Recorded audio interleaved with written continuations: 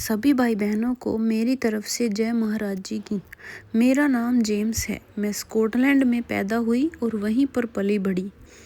पर शादी के कुछ सालों बाद हम कनाडा आ गए। अब यहीं रहते हैं।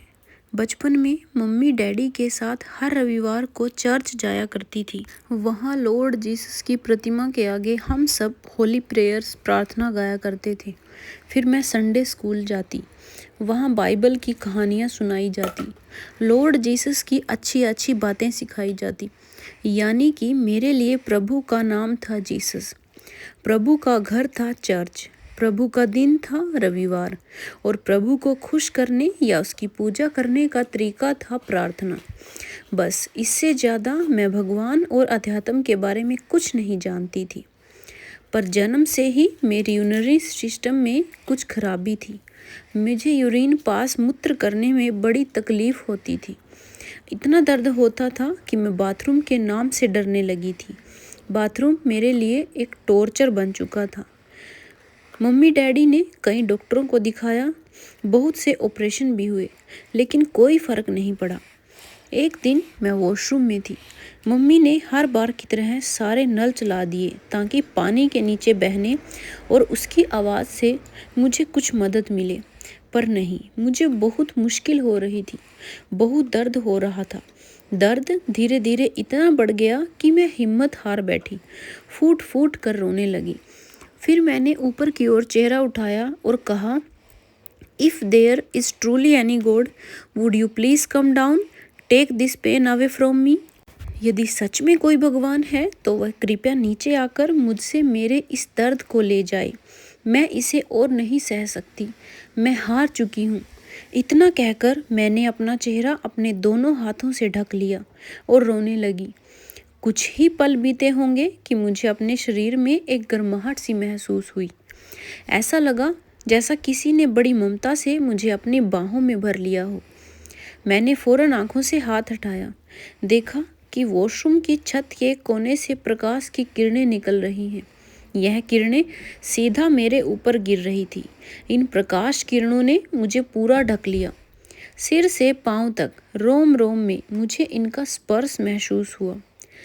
कमाल हुआ, मेरा दर्द एकदम से गायब हो गया। हमेशा के लिए अंदर सुख की लहरियां दौड़ने लगी। मैंने हजारों आंसुओं के फूल चढ़ाकर प्रभु को धन्यवाद दिया। यह मेरे जीवन में घटा पहला चमत्कार था। इस दिन के बाद तो मेरा ईश्वर में अटल विश्वास हो गया। कहा तो मैं सिर्फ रविवार को चर्च जाती थी और कहाँ अब मैंने रोज जाना शुरू कर दिया। प्रार्थना भी जहाँ औपचारिक रूप से सिर्फ रविवार को करती थी, अब एक ही दिन में कई बार उस ईश्वर को याद करने लगी, तहे दिल से उसका धन्यवाद करती। यूं ही समय का पहिया दौड़ता गया। हफ्तों, महीनों और फिर कई सालों का सफ़र तय कर गया। अब तक मेरी शादी हो चुकी थी। मेरा एक बेटा भी था जो मुझ पर ईश्वर की दूसरी कृपा थी, क्योंकि यह साधारण बच्चों से बिल्कुल अलग था, बेहद गंभीर, हर वक्त किसी सोच में डूबा हुआ था। यह ऐसे गहरे सवाल किया करता था जिनके पास मेरा कोई जवाब नहीं था। मैं तो क्या, बड़े बड़े पादरी धर्मभीरू लोग इसके प्रश्नों के आगे मौन हो जाते थे। यह पूछता, मोम व्हाट्स लाइफ, मोम जीवन क्या है, मरने के बाद हमारा क्या होगा, परमात्मा क्या है, कौन है। उनके सवालों को सुनकर कई बार मैं झल्ला जाती और एक ही जवाब देती, हाउ डू यू नो, मुझे क्या पता। पर जब उसे उदास पाती तो फिर समझाती, बेटा तुम क्यों चिंता करते हो, लॉर्ड जीसस तुम्हारी हर पल रक्षा करेंगे। पर मेरी इस सांत्वना से वह संतुष्ट नहीं होता था।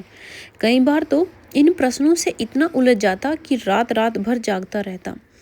अब मैं उसे हाई चर्च में ले गई, वहाँ अनुभवी पादरियों से उसकी बात करवाई, यही सोचकर कि शायद कोई उसे उसकी जिज्ञासाओं का हाल देकर शांत कर सके।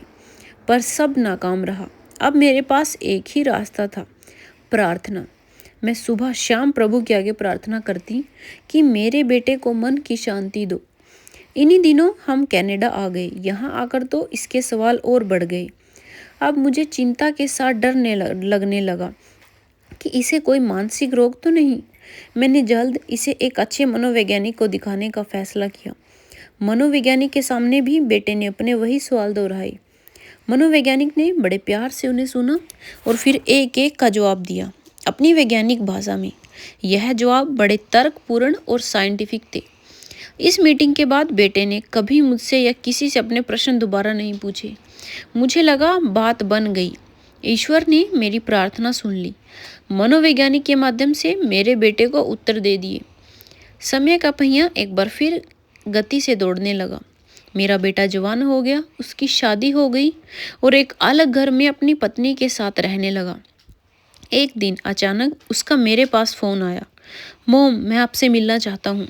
सब कुछ बदल गया है, एक करिश्मा घटा है। मैंने पूछा, क्या हुआ? उसकी आवाज़ में खुशी की खनक थी। बोला, आज मुझे अपने प्रश्नों का समाधान मिल गया। उन सब सवालों का जवाब मिल गया जिन्हें मैं बचपन से खोज रहा था। मैंने हैरानी से कहा, कौन से सवाल? वही वाले, पर उनका जवाब तो तुम्हें उस मनोवैज्ञानिक से ही मिल गया था। बेटे ने यहाँ एक राज खोला। बोला, नहीं मम्मी, उस दिन मैं उसके जवाबों से संतुष्ट नहीं हुआ था। उन जवाबों में कोरी साइंस थी, घुमा फिरा कर उलझाने वाले लॉजिक्स थे। पर मैं चुप इसलिए हो गया था क्योंकि मेरे इन प्रश्नों की वजह से आप सब मुझे पागल समझने लगे थे। तभी तो मुझे दिमाग के डॉक्टर के पास ले गए थे। पर आज मेरे एक दोस्त के डैड मेरे घर आए।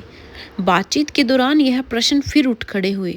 उन्होंने इसके जो सटीक समाधान दिए वह मेरे लिए ही नहीं, आपके लिए भी, हम सब के लिए जानना जरूरी है। इसलिए मैं आज रात के डिनर पर आपको उनसे मिलवाना चाहता हूँ। शाम को अपने दोस्त के पिता के साथ मेरे घर आया मेरा बेटा। उन्होंने मुझे बताया कि वे श्री आशुतोष महाराज जी के शिष्य हैं। श्री आशुतोष महाराज जी दिव्य ज्योति जागृति संस्थान के संस्थापक और संचालक हैं।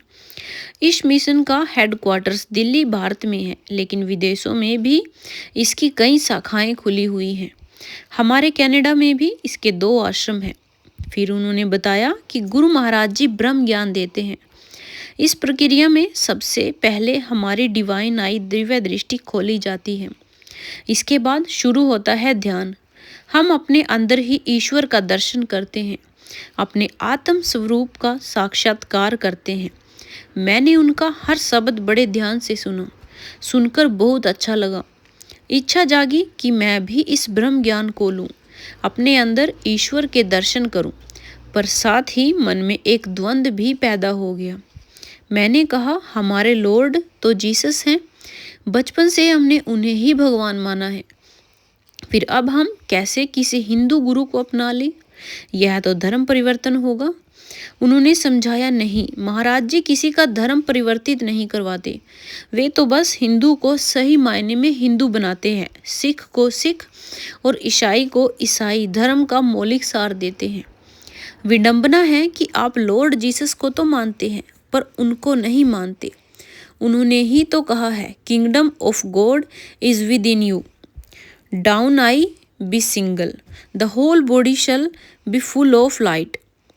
जीसस के इन्हीं शब्दों को गुरु महाराज जी आपके जीवन में प्रकट कर देते हैं। आपकी डिवाइन आई खोलकर आपके भीतर जो ईश्वर का साम्राज्य है उसे दिखा देते हैं। आप समझे, गुरु किसी क्षेत्र या संप्रदाय में नहीं बंधा होता।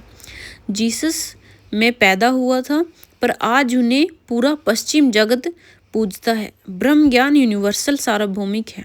उनकी यह बातें सुनकर मेरा सारा द्वंद्व यूं गायब हुआ जैसे सूरज उगते ही अंधकार नष्ट हो जाता है।